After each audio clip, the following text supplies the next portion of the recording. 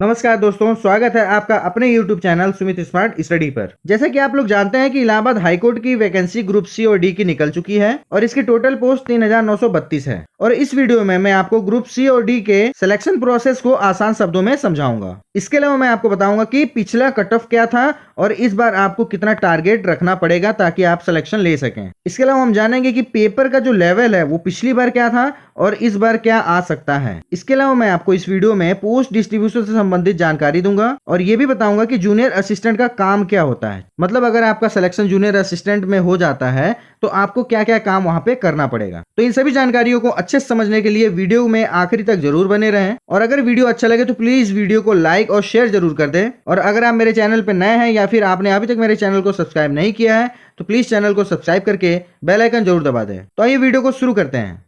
तो आइए सबसे पहले हम देखते हैं ग्रुप सी और डी की जो वैकेंसी निकाली गई है उसमें जो टोटल पोस्टें हैं उसका जो डिस्ट्रीब्यूशन है वो किस किस प्रकार से किया गया है। तो देखिए, स्टेनोग्राफर ग्रेड 3 की जो वैकेंसी निकाली गई है, हिंदी स्टेनो की 881 वैकेंसी है और इंग्लिश स्टेनो की 305 वैकेंसी है। इसके अलावा ग्रुप सी में हम देखेंगे जूनियर असिस्टेंट की 819 वैकेंसी है और पेड अप्रेंटिस की 202 वैकेंसी है। मतलब इन दोनों पोस्ट को मिलाकर के जो वैकेंसी है वो आपकी 1021 वैकेंसी है। इसके अलावा देखिए, ग्रेड 4 में ही आपके मतलब ग्रुप सी में ही आपका आता है ड्राइवर की पोस्ट। ठीक है, इसमें आपकी 26 वैकेंसी है। ग्रुप डी की बात कर लें तो देखिए टोटल पोस्ट आपकी 1699 पोस्ट हैं और किन किन पोस्टों में ये डिस्ट्रीब्यूट है यहाँ पे आप देख सकते हैं। तो सिलेक्शन प्रोसेस में सबसे पहले हम बात कर लेते हैं ग्रुप सी की, जिसमें आपका जूनियर असिस्टेंट और पेड अप्रेंटिस आते हैं। तो देखिए, जूनियर असिस्टेंट का जो वर्क है वो आपका है अर्थमेटिक से रिलेटेड, मेंसुरेशन से रिलेटेड, एलिमेंट्री लैंड सर्वेइंग से रिलेटेड एंड मैपिंग से रिलेटेड। तो अगर आप जूनियर असिस्टेंट में सेलेक्ट हो जाते हैं तो ये काम आपको करने पड़ेंगे। आइए इसका सिलेक्शन प्रोसीजर देख लेते हैं। तो देखिए, ग्रुप सी का जो जूनियर असिस्टेंट और पेड अप्रेंटिस की वैकेंसी है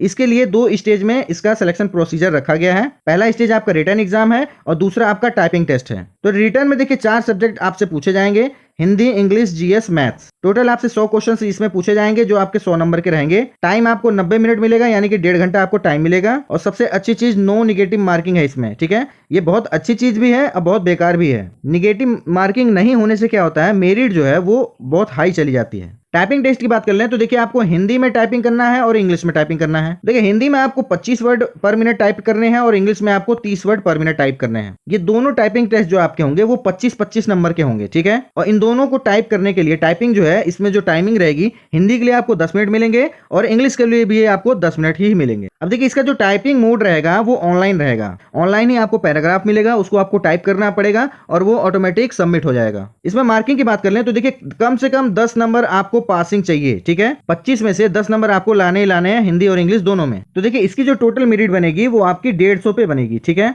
देखिए इसमें मैं आपको एक बात बता दूं जो आपको मैक्सिमम लोग नहीं बताएंगे।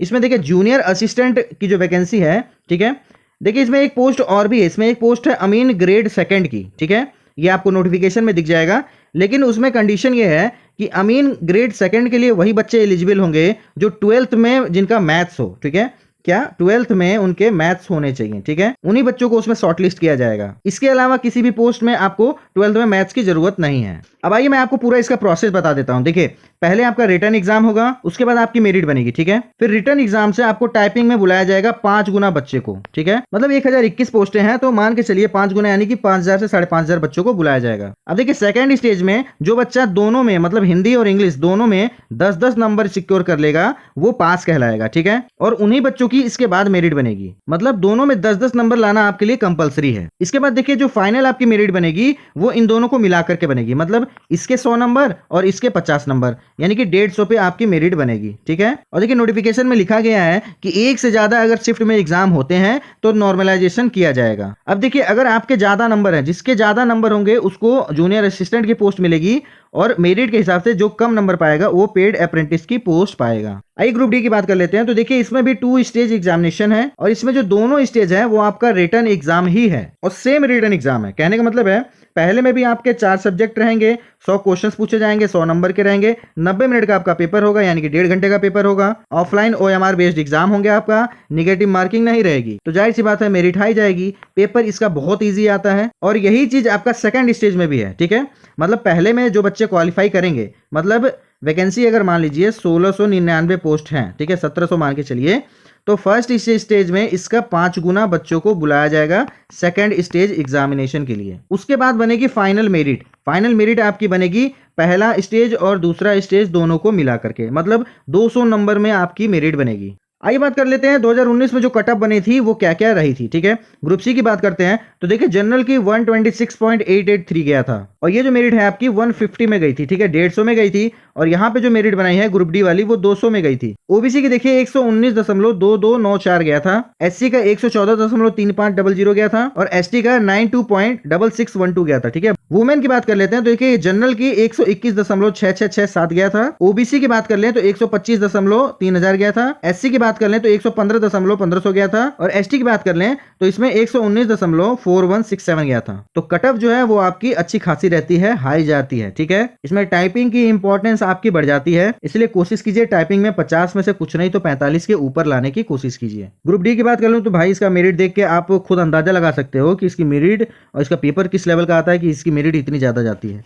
200 में देखिए जनरल की 193 गई थी, ओबीसी की 191 गई थी, एससी की 189 गई थी और एसटी की 178 गई थी। मतलब मेरिट चारों की देखी जाए तो हाई है। वुमेन जनरल की बात कर लें तो 166 मेरिट गई थी, ओबीसी की 184 गई थी। देखिए यहाँ पे जनरल की कम है, ओबीसी की ज्यादा है। एससी की यहाँ पे 174 गई थी और एसटी की 155 गई थी। तो ये तो आपका पिछला कट ऑफ था, जिससे आप ये अंदाजा लगा सकते हैं कि कट ऑफ जो है इसकी हाई रहती है, ठीक है। इलाहाबाद हाईकोर्ट की ग्रुप सी और डी की जो भी वैकेंसी निकलती है उसकी कट ऑफ हाई रहती है, ग्रुप सी की थोड़ी कम रहती है, ग्रुप डी की बहुत ज्यादा हाई रहती है। आइए बात करते हैं कि इसका पिछला जो पेपर का लेवल था वो क्या था और इस बार क्या जा सकता है। तो देखिए पिछला जो पेपर हुआ था वो जिस संस्था ने करवाया था इस बार भी वही संस्था करवा रही है, तो पेपर के लेवल में आपको ज्यादा डिफरेंस देखने को नहीं मिलेगा। इसीलिए मैं आपको कह रहा हूं प्रीवियस ईयर का जो भी पेपर इसका हुआ है उसको देखिए और उसी पैटर्न पे उन्हीं टॉपिक्स को अच्छे से तैयार कीजिए। देखिए इस बार जो वैकेंसी है वो पिछली बार से थोड़ी सी कम है, तो कम है तो मेरिट जो है वो आपकी थोड़ी ज्यादा जा सकती है। और मेरिट को कंट्रोल करने के लिए क्या किया जाएगा, ग्रुप सी का जो पेपर है उसको थोड़ा सा अच्छा बनाया जाएगा। अब देखिए ग्रुप डी का जो पेपर है उसको कितना भी अच्छा बना लें वो 8th और 10th ही स्टैंडर्ड पे बना सकते हैं, उससे ज्यादा वो स्टैंडर्ड तो हाई कर नहीं सकते हैं। तो ग्रुप डी का पेपर का लेवल आपको वही देखने को मिलेगा। ग्रुप सी में हो सकता है कि उसका पेपर का लेवल थोड़ा सा बढ़ा दिया जाए। निगेटिव मार्किंग नहीं होने की वजह से ही ये जो मेरिट है वो हाई जाती है, क्योंकि इसमें तुक्का बहुत मारा जाता है बच्चों के द्वारा। कितना टारगेट लेकर के चलें कि फाइनल सिलेक्शन हो जाए, ठीक है। देखिए ग्रुप सी का मैं आपको अच्छे से बता दे रहा हूं, ग्रुप डी की मैं गारंटी नहीं ले सकता, ठीक है, क्योंकि उसमें 190 के ऊपर ही आपको जाना पड़ेगा और 200 में 190 लाना बहुत ही बड़ी बात है, ठीक है। ग्रुप सी की मैं बात करता हूं, आपको देखिए 150 का है, ठीक है, 100 आपका रिटर्न है और 50 आपकी टाइपिंग है। तो देखिए आपका टारगेट क्या होना चाहिए, जनरल की बात कर रहा हूं मैं, जनरल का टारगेट होना चाहिए कि रिटर्न में कम से कम 80 नंबर प्लस टाइपिंग में 50, ठीक है। अब देखिए इसमें आप 1-2 नंबर दाएं बाएं कर सकते हो, ठीक है। टाइपिंग में मैं मान सकता हूं कि हो सकता है आपका 47 आ जाए, ठीक है, 1-2 नंबर कट सकता है। देखिए ह्यूमन एरर कहीं भी हो सकता है, पर अगर टाइपिंग में आप कम कर रहे हो नंबर तो रिटर्न में आप कम नहीं कर सकते, आपको 80 प्लस लेकर चलना पड़ेगा, इससे कम का कोई सवाल ही नहीं बनता। इस बार मान के चलिए कि 130 के करीब आपकी मेरिट जानी ही जानी है, 2-4 नंबर कम हो सकते हैं, वो डिपेंड करता है पेपर के लेवल पर। तो देखिए 100% टारगेट आपका क्या होना चाहिए कि टाइपिंग को आप 50 में 50 करें, 1-2 नंबर कट जाए वो अलग चीज है, लेकिन 50 में 50 टाइपिंग का टारगेट। देखिए ये ऐसा फील्ड है जिसमें आप अपना 100% दे सकते हो। रिटर्न में आप कितना भी करो 80-85 इतना ही आप कर सकते हो, ठीक है। इसमें आप 100% नहीं कर सकते हो, लेकिन टाइपिंग में आप अपना 100% दे सकते हो। तो रिटर्न के साथ साथ टाइपिंग की प्रैक्टिस भी अभी से कर दीजिए, तो आपको सिलेक्शन लेने से कोई रोक नहीं सकता, ठीक है। बाकी इससे संबंधित आपको कुछ भी पूछना हो आप मुझे कमेंट करके पूछ सकते हैं। वीडियो अच्छा लगा तो प्लीज वीडियो को लाइक और शेयर जरूर कर दें, और अगर आप मेरे चैनल पर नए हैं या फिर आपने अभी तक मेरे चैनल को सब्सक्राइब नहीं किया है तो प्लीज मेरे चैनल को सब्सक्राइब करके बेल आइकन जरूर दबा दें। पूरा वीडियो देखने के लिए धन्यवाद।